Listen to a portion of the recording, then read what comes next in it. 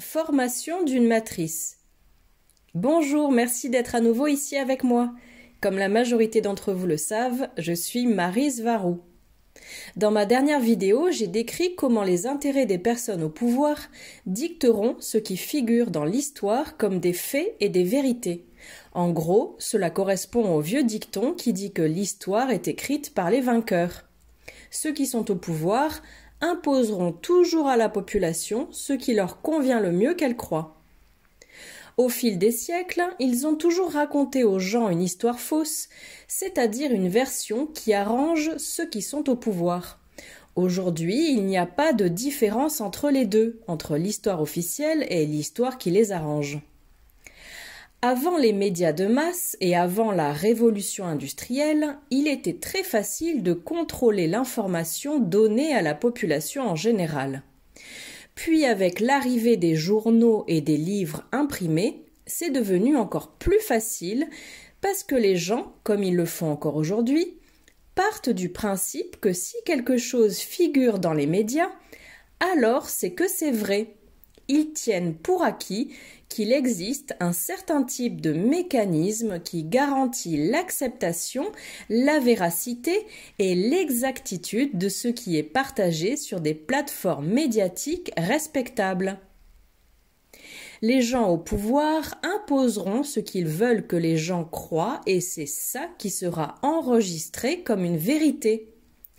Par conséquent, comme je l'ai expliqué, le prochain oligarque au pouvoir pourra tomber dans le même piège de croire ce que son prédécesseur aura imposé comme étant vrai.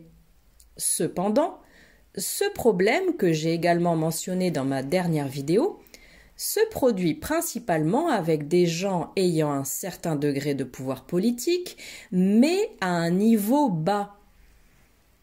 Mais je dois aussi mentionner que les oligarques au sommet de la chaîne alimentaire sont tout à fait conscients de cela et c'est une autre raison pour laquelle ils ont inventé les sociétés secrètes afin de conserver les vérités et les faits qui les servent, mais qui ne doivent pas être accessibles à la population en général, car cela se retournerait contre ceux qui sont au pouvoir.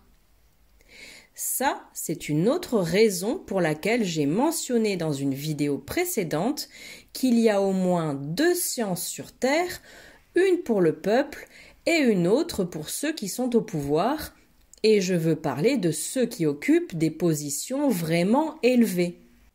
Autrement dit, ceux qui contrôlent les politiciens officiellement nommés présidents, premiers ministres et autres, qui sont en réalité seulement leurs paravents publics et leurs marionnettes.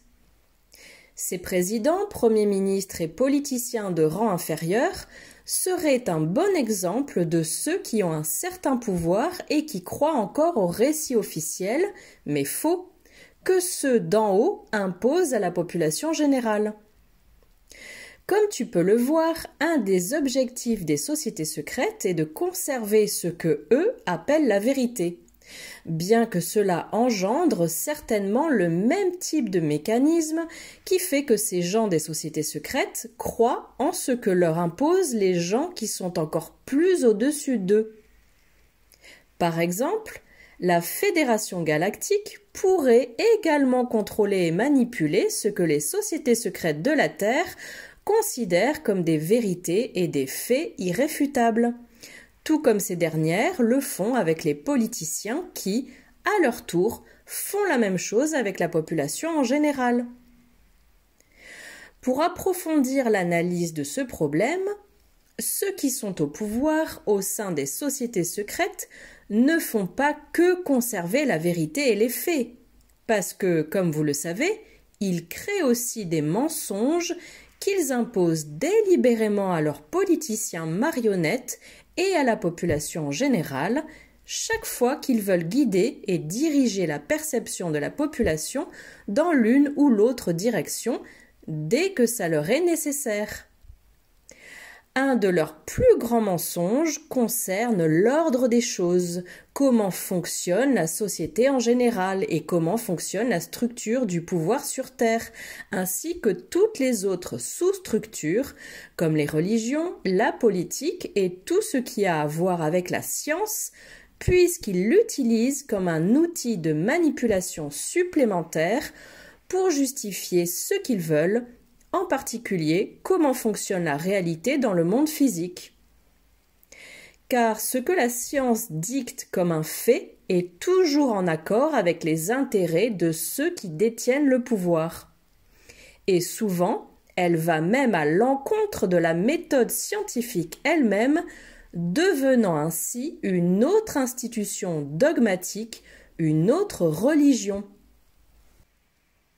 Et lorsque de vrais faits scientifiques vont à l'encontre de leurs intérêts, ils sont supprimés et effacés au profit de résultats officiels pseudo-scientifiques qui sont commodément en faveur des gens qui sont au pouvoir et de tous leurs agendas. Pour former leur matrice, ceux qui sont au véritable pouvoir doivent imposer leurs mensonges avec suffisamment de cohérence afin qu'ils puissent être facilement crus par les masses. Et c'est ce qu'il se passe sur Terre, car ils doivent aussi faire tout leur possible pour assommer la population et l'empêcher d'accéder aux outils de la libre pensée. Et pour obtenir de meilleurs résultats, la population doit être endoctrinée par rapport à la façon de se comporter et de penser. Et plus cet endoctrinement commence à un jeune âge, mieux c'est. Comme un pape l'a dit un jour, « Donnez-moi un enfant avant l'âge de 7 ans et il appartiendra à l'Église pour toujours. » La formation de leur matrice contrôlée dépend de l'ensemble des mensonges et des justifications contrôlées et plus ou moins cohérents qu'ils imposent à la population en général comme une dure réalité à laquelle elle doit se plier. Une réalité qui est parfois présentée comme des faits scientifiques qui ne peuvent être remis en question et qui forment la nature même de la réalité dans les esprits de ceux qui vivent dans ces conditions. Le problème est que les mensonges seront toujours des mensonges et qu'ils ont tendance à s'effriter, de sorte que ceux qui sont au pouvoir doivent constamment renforcer, raccommoder et justifier leurs incohérences au fil du temps. Mais il arrive un moment où raccommoder et justifier les mensonges avec encore plus de mensonges devient intenable, y compris pour ceux qui soutiennent le vrai pouvoir sur Terre. Car ces mensonges ont tendance à s'effriter quand certaines personnes commencent à les voir et à les comprendre en tant que telles, à voir à travers les incohérences et à penser par elles-mêmes. C'est le cas des éveillés, des starcides, etc. Ceux qui sont au pouvoir doivent donc inventer des excuses et des mécanismes pour renforcer les mensonges qu'ils ont imposés comme des vérités. Et l'un de ces mécanismes est de ridiculiser et couvrir de honte ces quelques éveillés avant qu'ils n'influencent les autres en nombre suffisant pour provoquer de vrais problèmes à ceux qui sont au pouvoir. Quand tout cela ne suffit pas et que la masse de la population s'éveille, ils doivent réinitialiser la société avant que tout n'échappe à leur contrôle, car il y va de la sécurité et de l'existence même de tous ces oligarques au pouvoir. La manière dont ils réinitialisent les sociétés est un sujet pour une autre vidéo.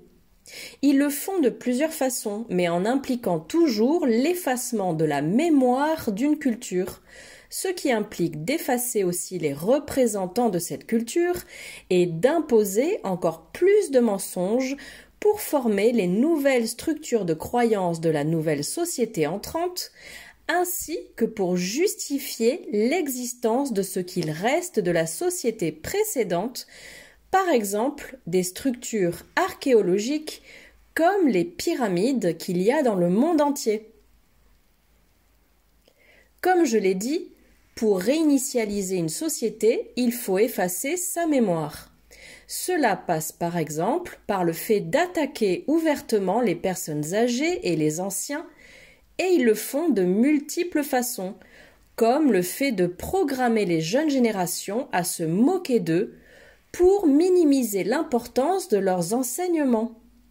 Et cela passe aussi par l'obligation de consommer, au nom de la santé, de nombreux médicaments dangereux et nocifs provenant des grandes sociétés pharmaceutiques et d'un système médical corrompu et sans éthique, entre autres choses. Aujourd'hui, il semble réinitialiser la société de la Terre par le biais d'un effacement progressif de tout ce qui se rapporte à son passé, comme ils le font en supprimant les livres et en les remplaçant par des informations en ligne contrôlées. En effaçant le passé d'une culture, ils empêchent aussi l'actuel d'évoluer en apprenant de ses erreurs et en grandissant progressivement. Elle doit régulièrement tout recommencer à zéro, comme dans le cas des grands resets ou réinitialisation totale, où tout est détruit. Remarquez le parallèle avec le fait que sur Terre, le voile de l'oubli est si fort que les âmes s'incarnent avec aucun ou peu de souvenirs de vie antérieure, ce qui arrange totalement les sociétés contrôlantes. Mais d'un autre côté, certaines âmes veulent aussi vivre l'expérience créatrice d'expansion qu'apporte une incarnation courte et chaotique sur Terre en n'ayant aucun souvenir de leur vie passée, car ça les oblige à retrouver par elles-mêmes le chemin du retour à la maison. À mesure qu'ils effacent les personnes âgées, ils endoctrinent les nouvelles générations dans leurs établissements scolaires en imposant aux jeunes les mensonges qu'ils ont besoin qu'ils croient et en éliminant des textes et des documents anciens qui peuvent desservir ceux qui sont au pouvoir sous prétexte que ces informations n'ont pas été actualisées. C'est ce que moi j'appellerais une réinitialisation en douceur, dans laquelle toute la culture d'une planète est changée en quelques générations, le tout fait par le biais d'un ensemble complexe de mécanismes que je viens de décrire pour certains. Il en résulte une remise à zéro presque totale de l'ancienne structure sociale et de ses valeurs. Mais il y a eu des resets ou des réinitialisations totales et plus dramatiques, dans lesquels presque tous ceux qui étaient vivants ont été éliminés, forçant la société de la Terre à tout recommencer à zéro en repartant de l'âge de pierre. Aujourd'hui, la culture de la Terre est contrôlée de manière inimaginable. La majorité des gens en est à peine au stade de voir que la politique n'est qu'une distraction et qu'elle a des résultats prédéfinis qui les rendent tous faux. Et qu'il en va de même pour le système économique. Mais le niveau de contrôle sur la population est beaucoup plus élevé qu'un simple contrôle politique, parce que même le climat et les tremblements de terre sont artificiels, au moins dans leur majorité, et comme nous en parlerons prochainement.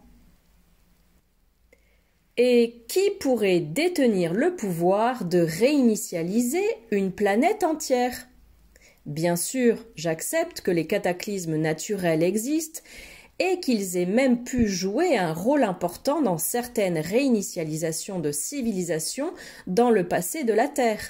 Mais en tant que responsable direct, je ne vois personne d'autre que la Fédération Galactique. Merci d'avoir regardé ma vidéo et j'espère vous revoir ici la prochaine fois. Avec beaucoup d'amour, Maryse Varou.